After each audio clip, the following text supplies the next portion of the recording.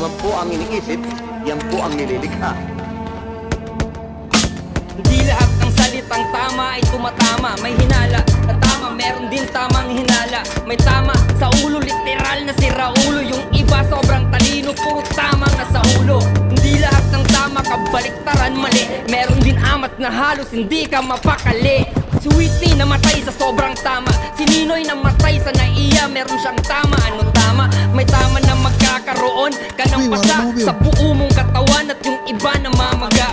May tama na magkakaroon ka ng pasa sa ilalim ng iyong mata kasi umaga na pala. Tinamaan ka ng tama na kaya kang puyatin. Hindi ko tip yung tama, ayoko nang ulitin. May tama na ayoko na. May mga tama din na gusto ko pa, naloko na. Yeah. Hindi lahat ng salitang tama ay tumatama. Hindi lahat ng salitang mali, mali.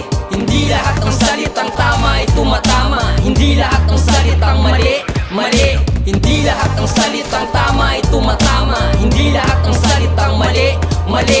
Hindi lahat ng salitang tama ay tumatama. Hindi lahat ng salitang mali, mali.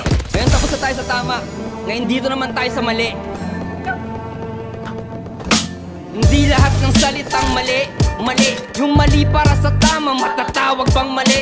May tama sa mali, kaya gumawa siya ng mali. Hinahabol niya yung tama sa paraang mali.